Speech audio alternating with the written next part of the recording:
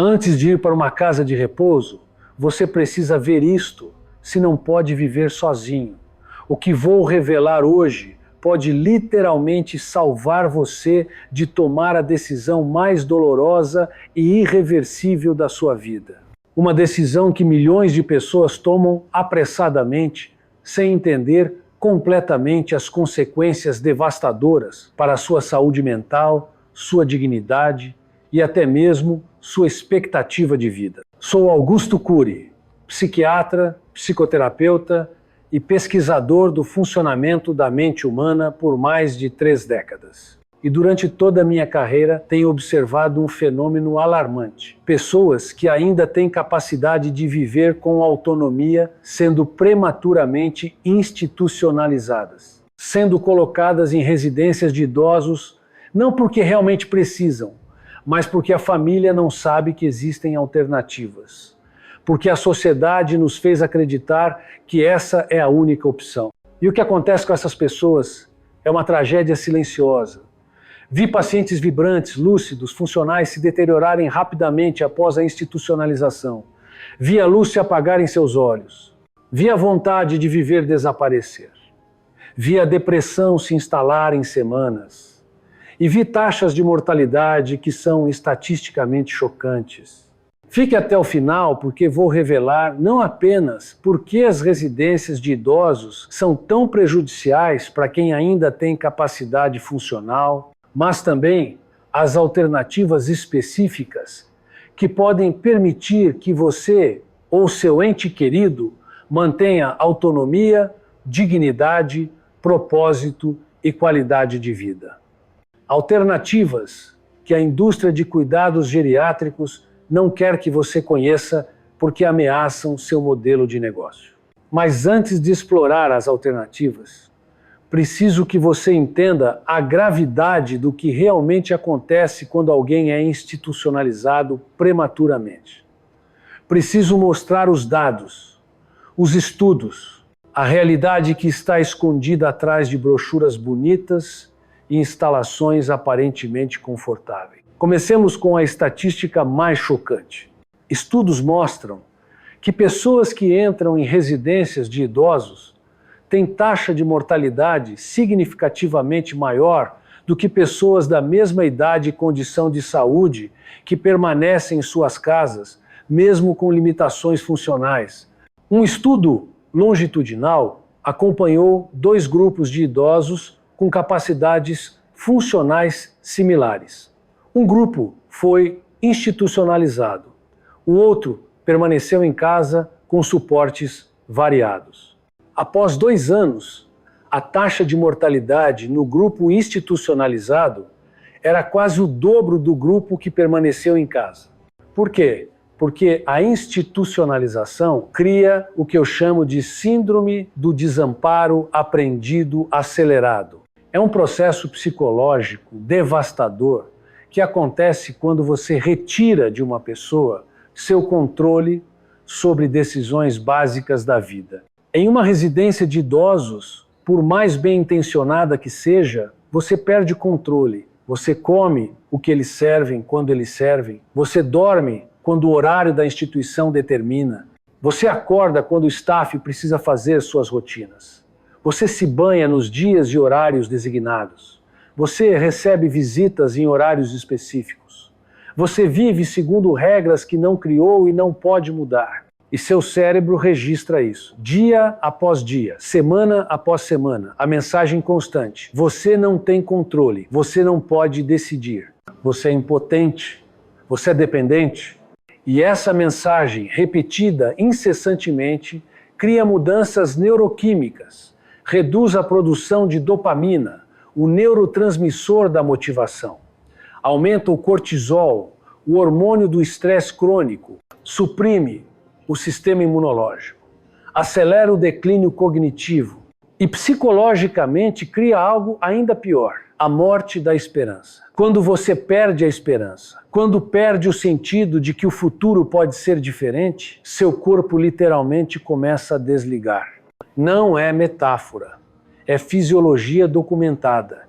Viktor Frankl, sobrevivente do Holocausto e fundador da logoterapia, Observou nos campos de concentração que aqueles que perdiam o sentido de propósito, que perdiam a esperança, morriam rapidamente, mesmo sem doença física óbvia. Seus corpos simplesmente desistiam.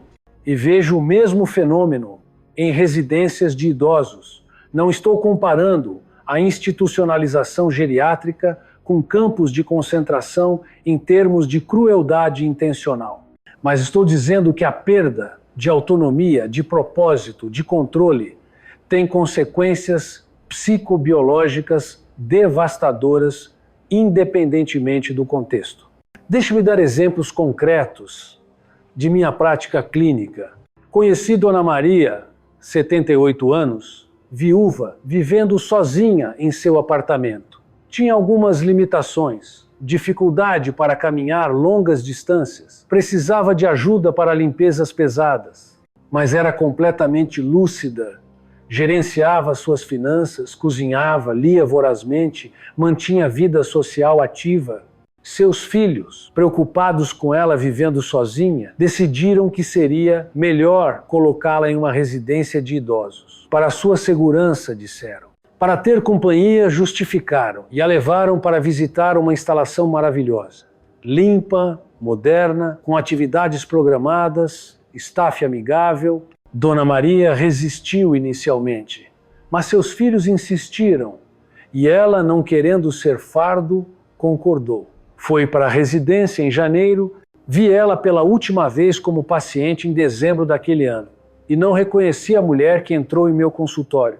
Em 11 meses, havia envelhecido 20 anos. Estava apática, desinteressada, falava monotonamente, tinha perdido 15 quilos, estava em 4 medicações psiquiátricas que não tomava antes. Conversei com ela extensivamente. E o que ela me disse partiu meu coração. Doutor, eu morri. Meu corpo ainda está aqui, mas eu morri no dia que entrei naquele lugar. Não sou mais uma pessoa. Sou um número. Sou uma tarefa numa lista. Sou um problema a ser gerenciado. Acordo quando eles me acordam. Como o que me servem. Sento onde me colocam. As atividades são infantilizantes. Bingo, artesanato simples, como se tivéssemos regredido à infância. E o pior, doutor, é que ninguém me pergunta o que eu quero. Ninguém está interessado em minha opinião. Sou invisível. 3 meses depois, Dona Maria teve um derrame. Morreu 2 semanas após. Seus filhos ficaram devastados, mas ainda não entenderam que foi a institucionalização que acelerou sua morte. Pensaram que foi velhice natural, mas não foi. Foi desamparo aprendido, foi perda de propósito, foi morte da alma precedendo morte do corpo. E essa história se repete milhares de vezes diariamente em todo o mundo. Outro aspecto devastador das residências de idosos que preciso abordar, a perda de identidade. Quando você vive em sua casa, você está rodeado por suas coisas. Móveis que escolheu, fotos que representam sua história, objetos que carregam memórias. Cada canto da sua casa reflete quem você é. Sua identidade está codificada em seu ambiente. Mas em uma residência de idosos, você tem um quarto.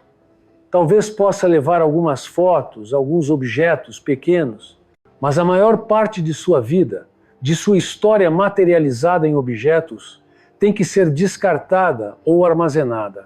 E com isso, você perde âncoras de identidade, e isso importa tremendamente para o cérebro envelhecido. Memórias estão ligadas a contextos ambientais. Quando você remove os gatilhos ambientais, as memórias se tornam mais difíceis de acessar. E quando as memórias se tornam inacessíveis, você literalmente perde pedaços de quem você é. Vi pacientes com declínio cognitivo leve, que em seus próprios ambientes funcionavam razoavelmente bem, mas quando institucionalizados, se deterioraram rapidamente, porque seu ambiente familiar estava servindo como memória externa, compensando suas limitações cognitivas. Remova esse suporte e o declínio acelera. Há também o problema da infantilização. Em muitas residências de idosos, independentemente de quão bem intencionado o staff seja, há uma tendência de tratar os residentes como crianças. Falam em tom condescendente, tomam decisões por eles sem consultar, usam linguagem simplificada desnecessariamente. E isso não é apenas desrespeitoso, é psicologicamente destrutivo, porque quando você é tratado como se fosse incompetente, você começa a acreditar que é incompetente e então age de acordo com essa crença. É profecia autorrealizável. Chamo isso de regressão induzida por tratamento. O ambiente não apenas não desafia a pessoa a manter suas capacidades, mas ativamente a incentiva a desistir delas. Não se preocupe, nós fazemos isso para você. Parece gentil, mas está roubando autonomia, competência e dignidade. Agora, antes que alguém me interprete mal, não estou dizendo que residências de idosos nunca são apropriadas. Há casos onde são absolutamente necessárias. Quando há demência avançada, que requer supervisão constante. Quando há necessidades médicas complexas que não podem ser gerenciadas em casa. Quando há risco genuíno de segurança que não pode ser mitigado de outras formas. Mas esses casos são minoria. A vasta maioria das pessoas em residências de idosos não precisa estar lá. Estão lá porque famílias não sabem que existem alternativas. Porque a sociedade nos condicionou a ver institucionalização como inevitável. E é essa maioria que estou defendendo. É para essa maioria que as alternativas que vou apresentar são não apenas viáveis, mas superiores em todos os aspectos mensuráveis. Qualidade de vida, saúde mental, saúde física, funcionamento cognitivo e longevidade. Então, quais são as alternativas? Como pode alguém que tem limitações funcionais, que não pode viver completamente sozinho, evitar a institucionalização? Primeira alternativa, cuidado domiciliar com suporte profissional. Em vez de mover a pessoa para uma instituição, você traz suporte para a casa dela. Isso pode variar desde algumas horas por semana até cuidado 24 horas, dependendo das necessidades. E os benefícios são imensos. A pessoa permanece em seu ambiente familiar, mantém suas rotinas, mantém controle sobre decisões, mantém sua identidade, mantém conexões com vizinhança, comunidade, amigos de longa data. Mas é muito caro, você pode estar pensando. E sim, cuidado domiciliar pode ser caro, mas frequentemente não é mais caro que uma residência de idosos de qualidade. E quando você considera os custos intangíveis da institucionalização, a perda de qualidade de vida, a aceleração do declínio, a redução da longevidade, cuidado domiciliar, é infinitamente melhor investimento. E há maneiras de torná-lo mais acessível. Você não necessariamente precisa de enfermeiras 24 horas. Para muitas pessoas, algumas horas diárias de um cuidador que ajuda com tarefas específicas, banho, medicação, refeições, limpeza, é suficiente. O resto do tempo, a pessoa pode funcionar independentemente. Há também tecnologia que pode reduzir drasticamente a necessidade de supervisão humana constante. Sensores de movimento que alertam se a pessoa caiu, dispensadores automáticos de medicação, sistemas de monitoramento que familiares podem verificar remotamente, assistentes de voz que podem chamar ajuda se necessário. Com combinação estratégica de cuidado humano limitado e tecnologia inteligente, você pode criar um sistema de suporte que permite autonomia máxima com segurança adequada. Segunda alternativa, moradia compartilhada ou co-housing para idosos. Este é um modelo que está crescendo em popularidade em vários países. Em vez de viver sozinho ou em instituição, grupos de idosos escolhem viver juntos em moradias compartilhadas. Pode ser uma casa grande onde cada pessoa tem seu quarto privado, mas compartilham espaços comuns. Ou pode ser um complexo de apartamentos pequenos, com áreas comuns extensivas. O ponto-chave é Autonomia individual combinada com comunidade integrada. Os benefícios são múltiplos. Você tem companhia constante, reduzindo solidão e isolamento, que são fatores de risco enormes para declínio cognitivo e depressão. Você pode compartilhar custos de cuidadores ou serviços, tornando tudo mais acessível. Você tem suporte mútuo, se alguém cai ou tem problema, há outros ao redor para ajudar. Mas, crucialmente, você mantém autonomia. Você decide quando comer, o que comer, quando dormir, como passar seu tempo.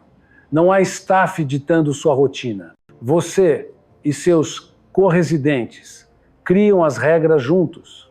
E psicologicamente, há algo poderoso sobre viver em comunidade de iguais versus seres. Ser cuidado por instituição. Você não é paciente, você não é residente, você é membro de uma comunidade. Você tem papel, você contribui, você importa. Vi modelos de co-housing funcionar magnificamente.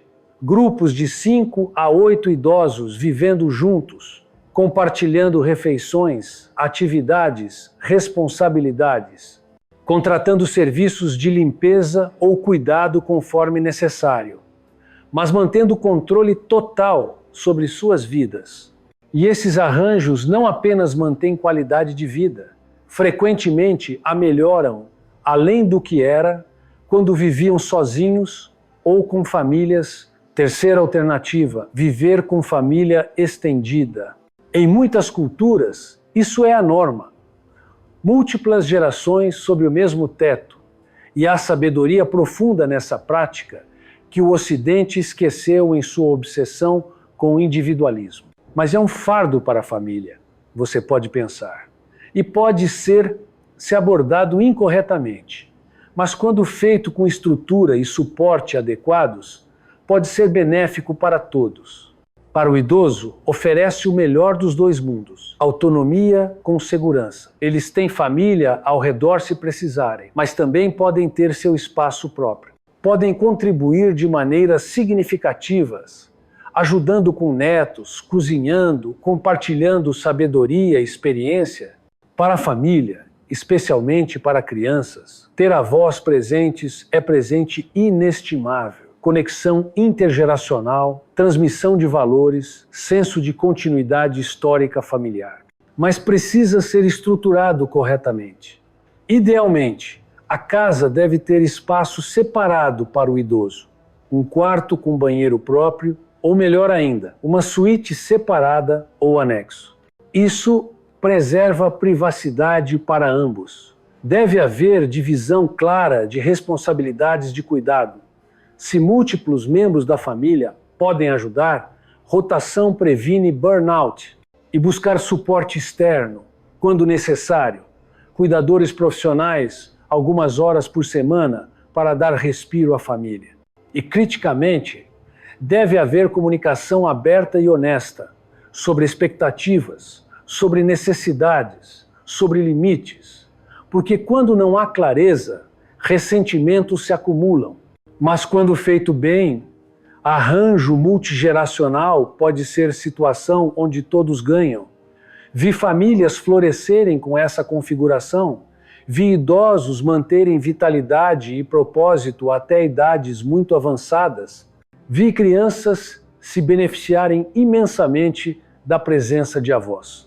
Quarta alternativa, comunidades intencionais ou ecovilas inclusivas de idade. Este é modelo mais radical, mas extremamente promissor. São comunidades onde pessoas de várias idades escolhem viver juntas, com valores compartilhados, frequentemente com foco em sustentabilidade, vida comunitária e suporte mútuo. Nessas comunidades, idosos não são segregados, não são o outro, são membros integrais da comunidade. Contribuem conforme suas capacidades, recebem suporte conforme suas necessidades. E psicologicamente, isso é profundamente saudável. Você não está em ambiente de velhice, onde todo mundo está declinando juntos.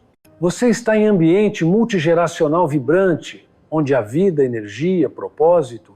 Vi idosos em ecovilas que aos 80, 90 anos ainda estavam plantando jardins, ensinando habilidades tradicionais para jovens, participando ativamente em governança comunitária. Tinham propósito, tinham papel, tinham dignidade. E comunidade cuida deles conforme envelhecem. Não por obrigação institucional, mas por conexão genuína.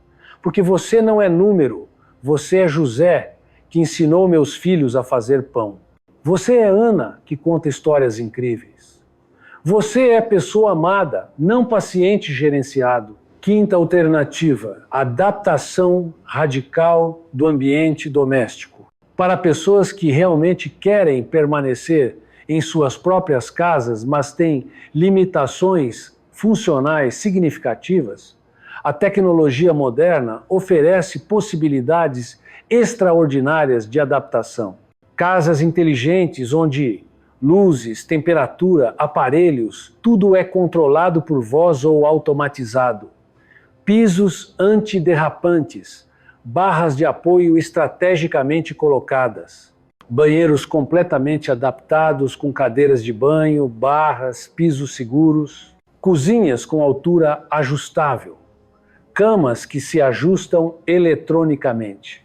Sistemas de monitoramento que detectam quedas automaticamente e chamam ajuda. Dispensadores de medicação que alertam se doses foram perdidas. Câmeras que familiares podem verificar remotamente com consentimento. Óbvio. E não estou falando de transformar a casa em hospital. Estou falando de adaptações que permitem funcionalidade máxima com estética mínima de equipamento médico. Vi casas transformadas de maneiras que permitiram pessoas com limitações severas viver independentemente. Uma mulher em cadeira de rodas que, com adaptações corretas, podia cozinhar, se banhar, fazer todas suas atividades diárias sem assistência. Manteve sua casa, manteve sua autonomia, manteve sua dignidade. E o custo dessas adaptações, mesmo sendo substancial inicialmente, é frequentemente recuperado em meses ou poucos anos, quando comparado ao custo de residência de idosos. Sexta alternativa, modelos híbridos de cuidado. Você não precisa escolher um modelo exclusivamente. Pode combinar elementos de vários. Por exemplo, viver em sua própria casa com cuidador algumas horas diárias. Participar de centro-dia algumas vezes por semana para socialização e atividades. Ter tecnologia de monitoramento para segurança. E ter acordo com um familiar ou amigo próximo para emergências.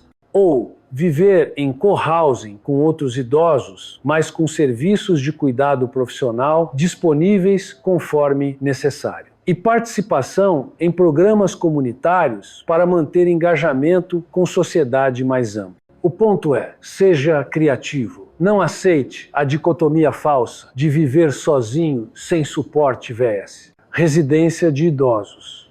Há espectro inteiro de opções entre esses extremos.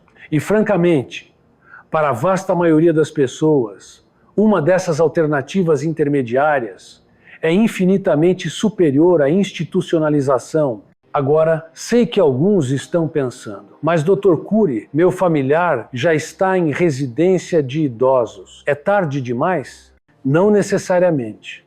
Depende de vários fatores. Quanto tempo estão lá? Quão deteriorados estão? Se ainda têm capacidade funcional razoável. Vi casos onde pessoas foram removidas de residências de idosos e retornaram para casa com suporte e tiveram recuperação notável. A luz voltou aos olhos, a motivação retornou. O declínio não apenas parou, mas reverteu parcialmente. O cérebro humano, mesmo na velhice, tem plasticidade, tem capacidade de recuperação se você restaura condições apropriadas, se você devolve autonomia, se você devolve propósito. Então, se você tem ente querido em residência de idosos e está se questionando se foi decisão certa, não é tarde para reconsiderar. Converse com eles, honestamente. sem defensividade. Pergunte como estão realmente se sentindo, se querem explorar alternativas. E se decidirem que querem tentar algo diferente, apoie-os. Pode ser assustador, pode parecer arriscado, mas o risco de permanecer em situação que está destruindo sua alma é maior que o risco de tentar alternativa. Deixe-me também abordar algo importante: o papel da família nessas decisões. Frequentemente, decisão de institucionalizar não é feita pelo idoso, é feita pela família. E frequentemente não é feita primariamente pelos interesses do idoso, mas pela conveniência da família.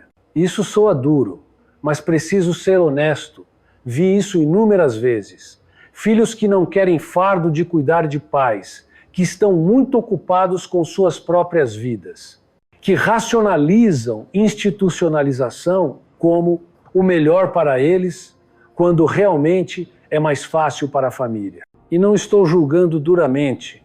Entendo, vidas modernas são estressantes, demandas são múltiplas, tempo é limitado e cuidar de familiar idoso pode ser genuinamente difícil, mas preciso nomear a verdade. Se você está considerando colocar seu pai ou mãe em residência de idosos, principalmente porque é mais conveniente para você, você precisa reconsiderar seriamente. Porque um dia você estará na mesma posição e seus filhos observaram como você tratou seus pais.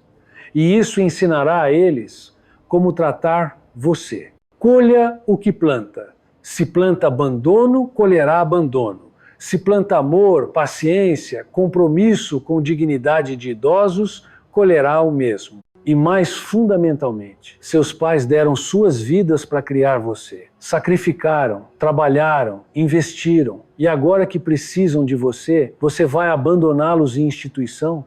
Vai terceirizar seu amor? Vai delegar sua responsabilidade? Sei que isso pode soar provocador, mas preciso provocar. Porque essa decisão não é pequena. É sobre dignidade humana. É sobre o que significa ser família. É sobre que tipo de sociedade queremos ser. Sociedades são julgadas por como tratam seus membros mais vulneráveis. E idosos são vulneráveis. Precisam de nós e merecem melhor que segregação em instituições. Deixe-me ser claro novamente. Há casos onde institucionalização é necessária. E nesses casos não há vergonha. Não há culpa. Você está fazendo o melhor possível em circunstâncias difíceis. Mas se há alternativa viável, se seu familiar ainda tem capacidade funcional razoável, se você tem meios de estruturar suporte em casa ou em comunidade, então institucionalização não é apenas desnecessária, é ativa, mente prejudicial. E preciso falar também sobre aspecto financeiro, porque sei que é consideração enorme para muitas famílias. Residências de idosos de qualidade são caras, muito caras. E frequentemente as famílias acreditam que não há alternativa mais acessível. Mas quando você faz os cálculos cuidadosamente, alternativas frequentemente são comparáveis ou até mais baratas. Cuidado domiciliar, algumas horas por dia, pode custar menos que residência 24 horas. Co-housing compartilha custos entre múltiplos residentes, reduzindo carga individual. Viver com família pode ser arranjo onde benefícios fluem em ambas direções. Não apenas financeiramente, mas em apoio mútuo e compartilhamento de vida. E quando você considera custos ocultos de institucionalização, medicações adicionais para gerenciar depressão e ansiedade, hospitalizações mais frequentes devido a declínio acelerado, possível necessidade de cuidados mais intensivos mais cedo, devido à deterioração rápida, custo total de institucionalização é frequentemente muito maior que aparenta inicialmente. Então não deixe custo ser barreira automática para explorar alternativas. Pode haver criatividade financeira que torna alternativas não apenas possíveis, mas preferíveis economicamente. Agora, quero falar diretamente para os idosos que podem estar assistindo isto. Para você que está considerando residência de idosos, ou para você que já está em uma e está questionando se foi decisão certa. Primeiro, sua vida ainda tem valor. Seu propósito ainda existe. Você ainda importa. Não deixe ninguém convencê-lo do contrário. Segundo, você tem direito à autonomia, à dignidade, a fazer escolhas sobre sua própria vida. Não entregue esse direito facilmente. Terceiro, se você sente que está perdendo a si mesmo, se sente que a vida está se tornando apenas sobre esperar a morte, você precisa mudar algo, porque isso não é envelhecimento natural. É morte psicológica que precede morte física. Quarto, não é egoísta querer permanecer em sua casa. Não é fardo ter necessidades. Não é fraqueza precisar de ajuda. Você merece viver de forma que preserve quem você é. E quinto, se você está em residência de idosos e não quer estar, fale, diga para sua família, diga para amigos, busque advogado se necessário. Você tem direito legal de fazer escolhas sobre sua vida se ainda é competente cognitivamente. Vi muitos idosos que sofreram em silêncio porque não queriam causar problema ou ser fardo. Mas seu silêncio está custando sua vida, sua alegria, sua alma. Não vale a pena. Fale, insista. Lute por seu direito de viver com dignidade. E para famílias que realmente querem fazer o melhor por seus entes queridos, idosos, mas se sentem sobrecarregadas, deixe-me oferecer algumas diretrizes práticas. Primeiro, tenha conversas honestas cedo. Não espere até crise. Fale sobre desejos, medos, expectativas, enquanto todos ainda estão relativamente saudáveis. Isso torna decisões futuras muito mais fáceis. Segundo, envolva o idoso em todas as decisões, não sobre eles, com eles. Mesmo se têm limitações, a menos que tenham demência severa, eles podem e devem participar de decisões sobre suas vidas. Terceiro, explore todas as opções antes de decidir por institucionalização. Realmente todas. Não assuma que não há alternativa sem investigar profundamente. Quarto, se você decide por cuidado domiciliar ou alternativa não institucional, construa rede de suporte. Não tente fazer tudo sozinho, você vai se esgotar. Envolva outros membros da família, amigos, serviços profissionais, tecnologia. Leva a vila para cuidar de pessoa, especialmente conforme envelhecem. Quinto, cuide de si mesmo também. Se você está cuidando de familiar idoso, você precisa de respiro, precisa de tempo para a sua própria vida, sua própria saúde. Não é egoísmo, é necessidade. Porque se você colapsa, não pode cuidar de ninguém. E sexto, seja flexível. A solução que funciona hoje pode não funcionar daqui 6 meses, conforme a situação evolui. Esteja disposto a adaptar, a tentar coisas novas, a ajustar conforme necessário. Agora, quero terminar com algo que considero mais importante que todos os conselhos práticos: perspectiva sobre envelhecimento e morte. Nossa sociedade tem relação terrivelmente disfuncional com o envelhecimento.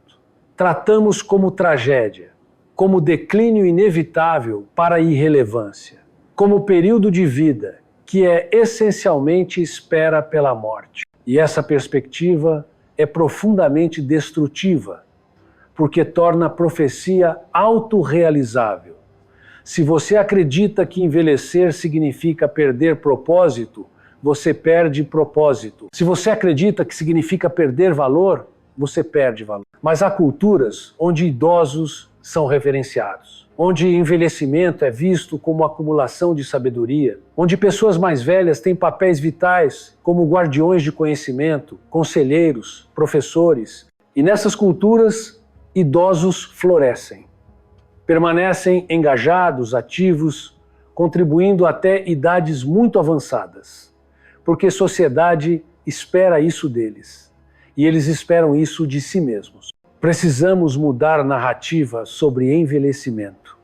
precisa ser sobre continuidade, não fim, sobre sabedoria, não declínio, sobre contribuição contínua de forma diferente, não irrelevância. E quanto à morte, ela virá para todos. Isso é inevitável. Mas como vivemos até esse momento, não é inevitável. Podemos viver com dignidade, autonomia, propósito, alegria, ou podemos existir em limbo institucional, esperando o fim.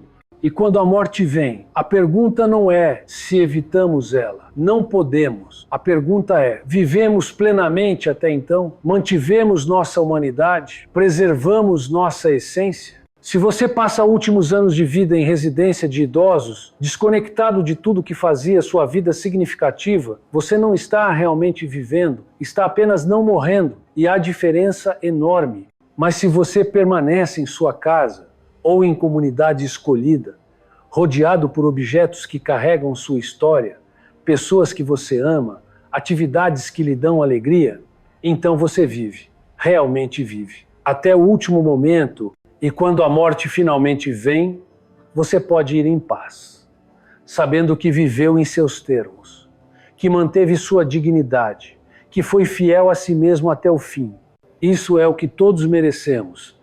Isso é o que deveríamos lutar para preservar, para nós mesmos, para nossos pais, para todos os idosos. Então, meu apelo final é este. Antes de considerar residência de idosos, explore todas as alternativas.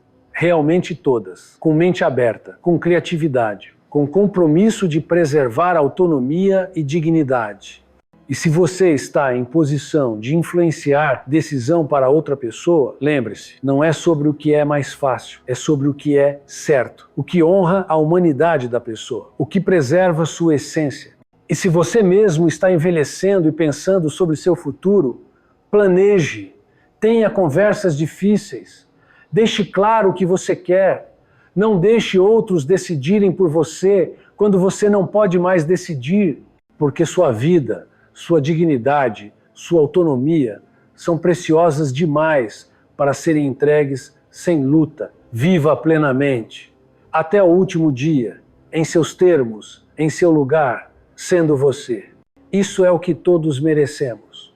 Isso é pelo que todos deveríamos lutar. E se este vídeo mudar, nem que seja uma decisão, se salvar uma pessoa de institucionalização desnecessária, então valeu cada palavra. Cuide dos seus idosos, honre-os, ame-os e permita que vivam com dignidade, porque um dia você estará em seus sapatos e colherá o que plantou. Plante amor, plante respeito, plante dignidade e colherá o mesmo.